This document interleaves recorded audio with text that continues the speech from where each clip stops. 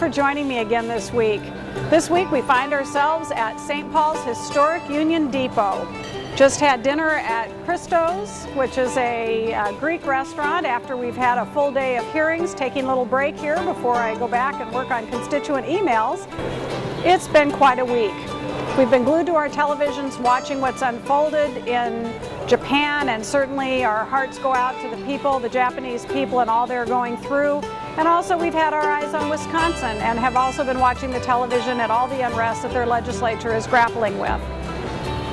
It's been a tough week for Rochester here at the Capitol. We've had some of our bonding bills, which we've been watching over the past many years, be removed. One of those is the Public Safety Training Center, which our former sheriff, Steve Borkart, worked so hard to get, was pulled. The funding was pulled for that project. And also rail.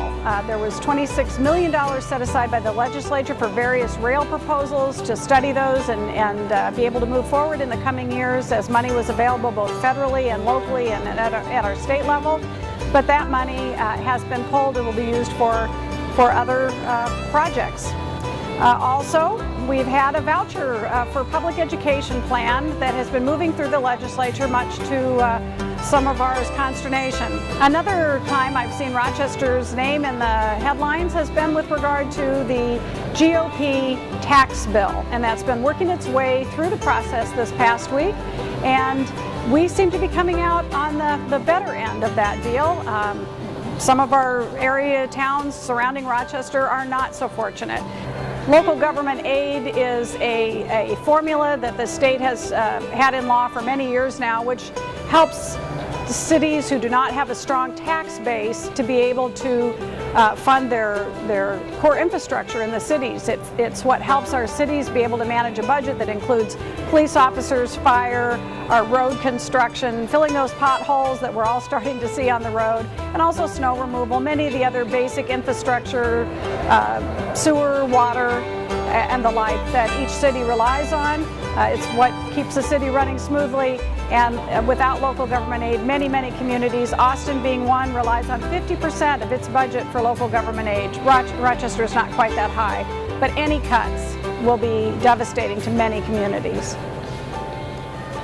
Rochester also has been targeted in the property tax committee this week.